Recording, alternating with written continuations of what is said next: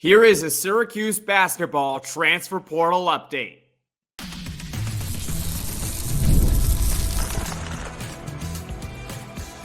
You are Locked On Syracuse, your daily podcast on the Syracuse Orange. Part of the Locked On Podcast Network, your team every day. Hello, everyone, and welcome into Locked On Syracuse. I'm Jackson Holzer, and thank you for making us your first listen of every single day on the Locked On Podcast Network, your team every day. And on today's episode, it's a transfer portal update for Syracuse. A lot of names being thrown around. Syracuse has reached out to this player enters the portal, etc. What's going on? Well, on today's episode, I'm going to break it all down for you. Who are the guys that are currently committed to Syracuse? Who have they expressed interest to? And who are some possible targets that have recently entered the transfer portal? Today's episode is brought to you by Monopoly Go. I admit it, I have a competitive side, and it is a big fan of Monopoly Go. The mobile hit twist on classic Monopoly, so join your friends and download Monopoly Go, now free on the App Store or Google Play. All right, so let's start off with the players that have committed to Syracuse or have visited Syracuse, and there are three of them. Three players that have committed or visited the school. Let's start off a few weeks ago, really a couple weeks ago. Eddie Lampkin, the center from Colorado, 6'11", 300 pounds, averaged 10 points and 7 rebounds last season. He is committed officially to Syracuse. The Orange have a brand new starting center. My goodness, I still love the addition. It's great, even just weeks after. 24/7 Sports has him as a 4-star. On3 is still yet to rank him. I don't really know why. And I believe when I last checked, ESPN came out with their top transfers. He was top 80 overall, so ESPN is a little bit higher on Eddie Lampkin than 24/7.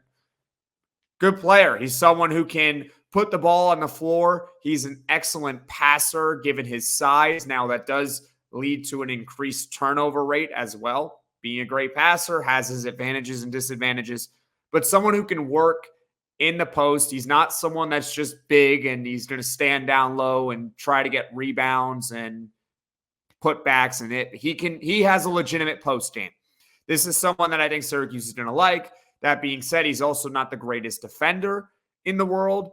And my classic saying is some stats really don't tell the whole story until they get kind of goofy. So what I mean by that is Eddie Lampkin had 5 blocks all of last season as a 6'11" center.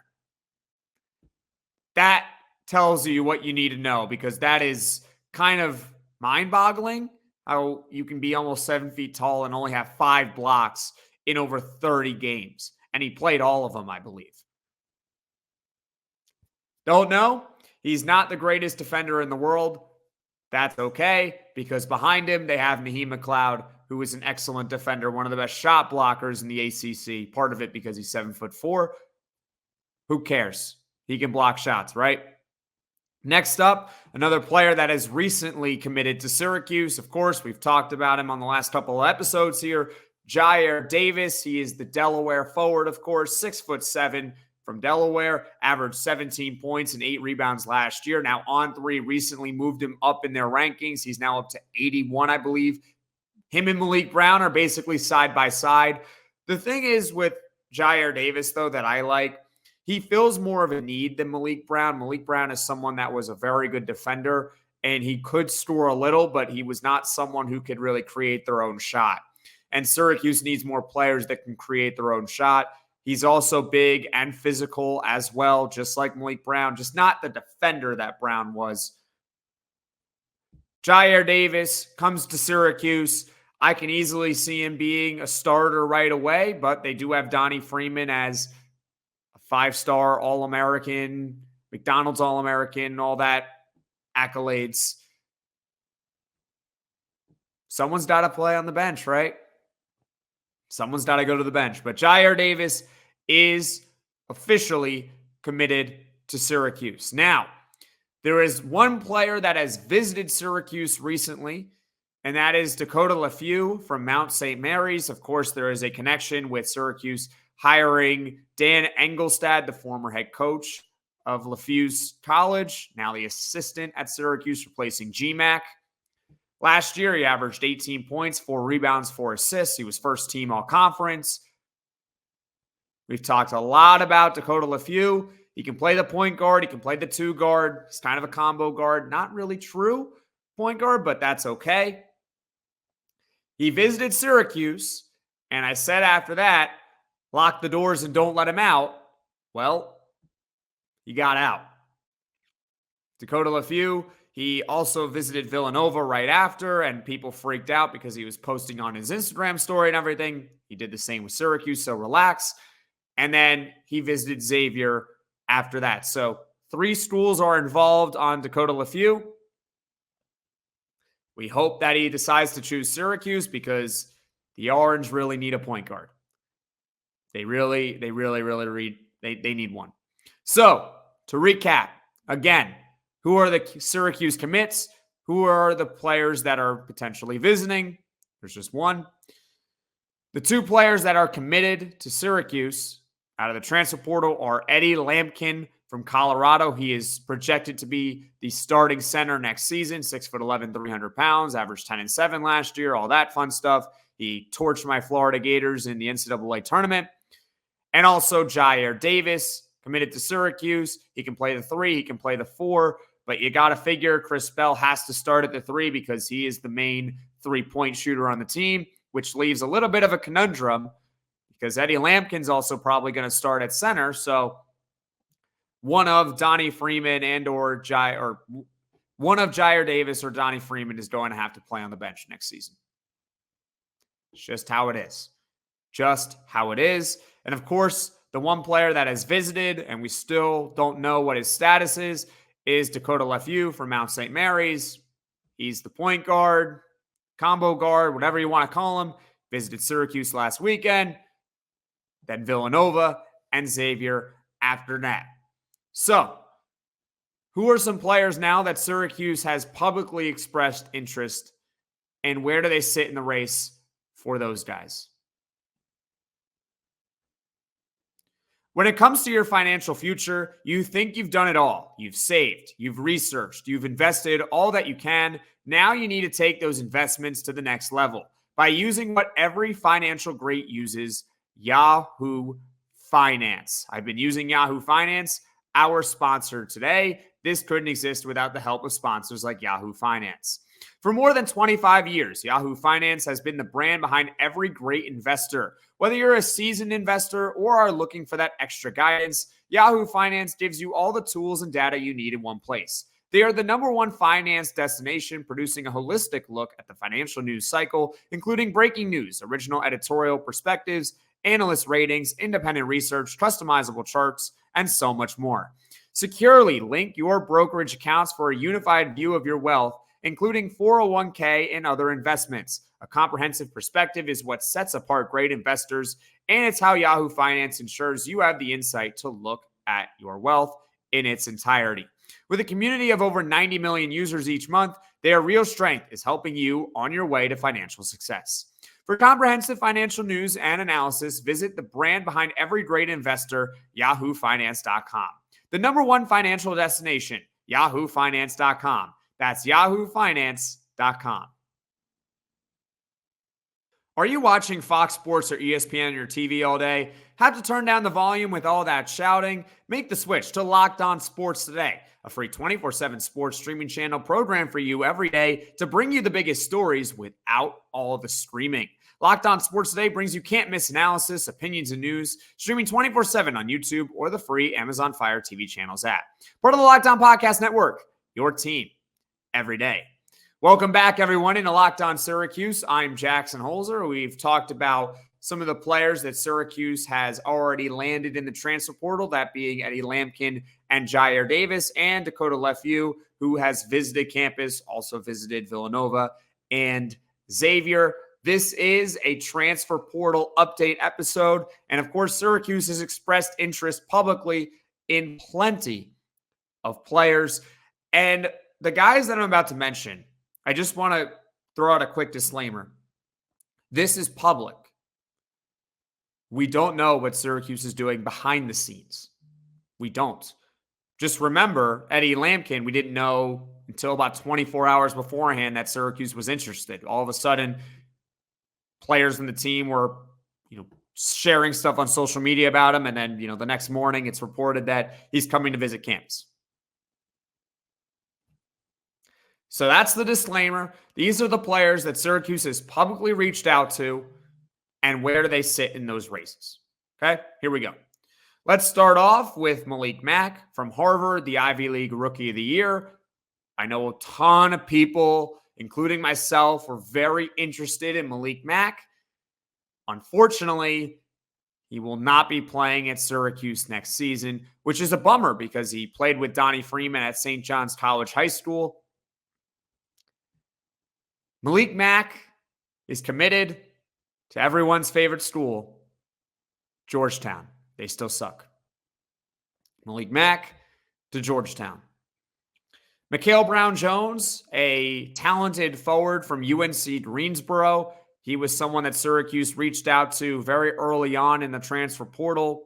I think he was one of the first names, to be honest with you. On 3, top 40 transfer. He is committed to Ole Miss. So that's out the door as well. Moving on, Darlinstone Dubar from Hofstra, very talented forward, shot about 40% from 3. I remember I had 24/7 High School Hoops basketball insider Sam Kaiser on last week.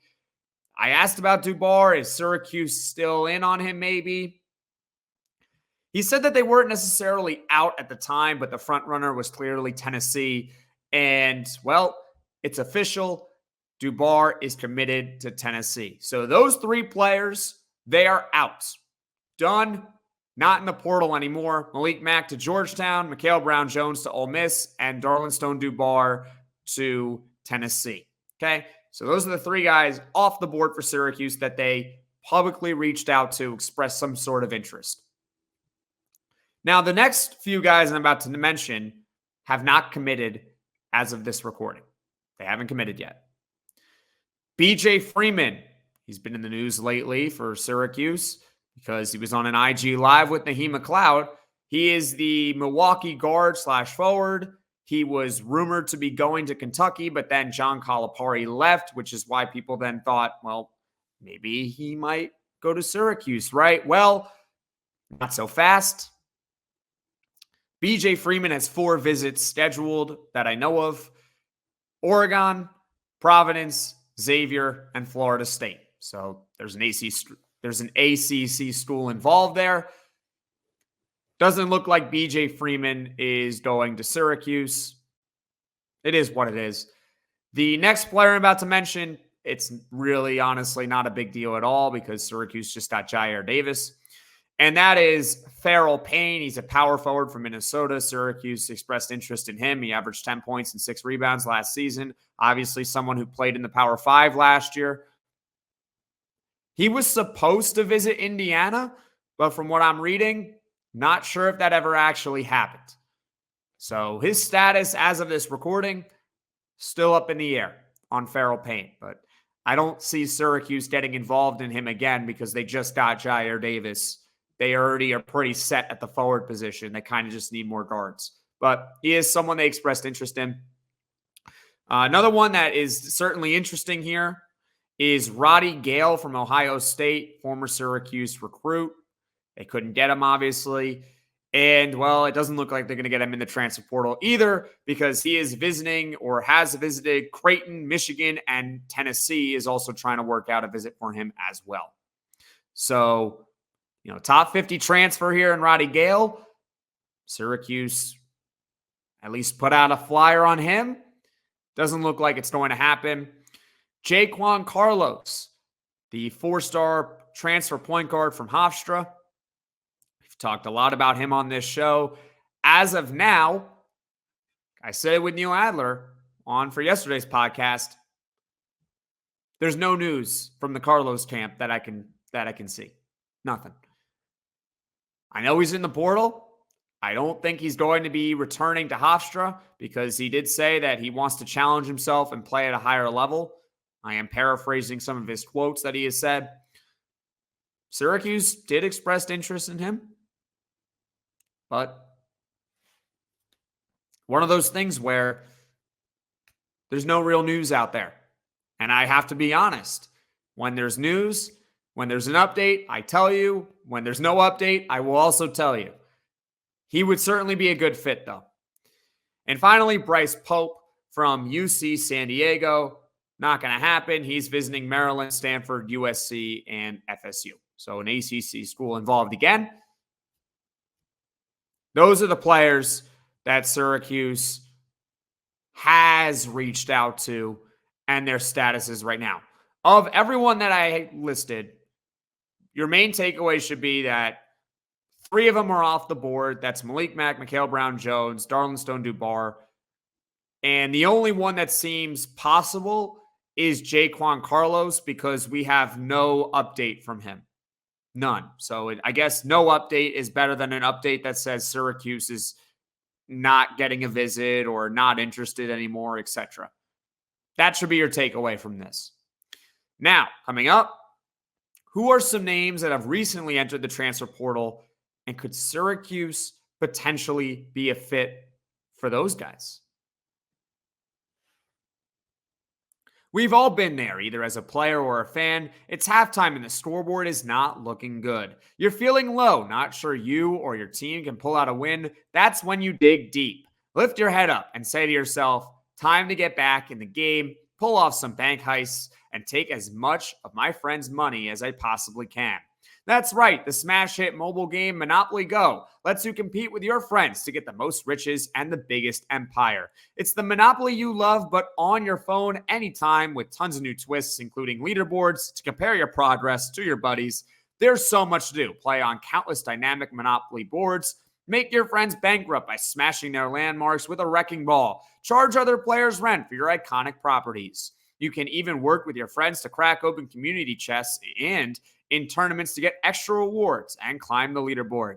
So get back out there, put on your game face, and download Monopoly Go, now free on the App Store or Google Play. Locked On has launched the first ever national sports 24/7 streaming channel on YouTube, and now it's also available on Amazon Fire TV and the free Fire TV channels app. Locked On Sports Today is here for you 24/7, covering the top sports stories of the day with the local experts of Locked On, plus our national shows covering every league. Find Locked On Sports Today now available on the free Fire TV channels app.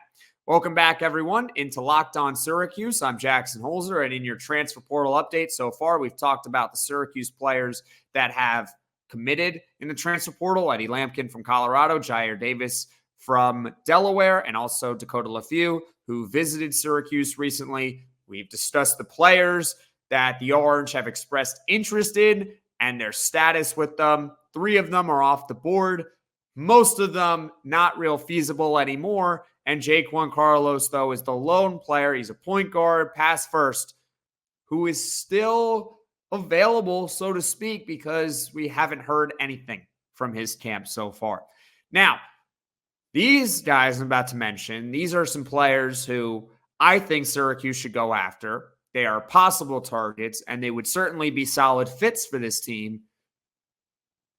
Whether they actually come or not, that's the question. But these are players that Syracuse should certainly kick the tires on if they can. Seriously. They're all guards, by the way. All these guys are guards because the Orange have the luxury of having pretty solid depth at the forward position and the center position. So they need guards. Let's start off with Jeremy Roach from Duke. Obviously, I think we all are familiar with the name Jeremy Roach. He has not been the big star of Duke over the last 4 years he's been there, but Syracuse obviously has played Duke a bunch, conference foes. We've all heard the name in some way, shape, or form, Jeremy Roach. He's been a starting point guard for them for years. I think he would be an excellent fit considering Syracuse needs a point guard and they're familiar with him. He averaged 11 points and 3 assists per game in his Duke career. He was all ACC last season, and he shot a career-high 43% from the three-point line last year. This is someone that could shoot the ball, who could pass a little bit, can score, obviously. And by the way, I know he only averaged 11 points a game, but he's doing that at Duke, where they have tons of players. So if he goes to Syracuse, I would imagine it might be a little bit higher than 11. But anyways, I don't know why Syracuse hasn't really at least publicly expressed interest from what I know of.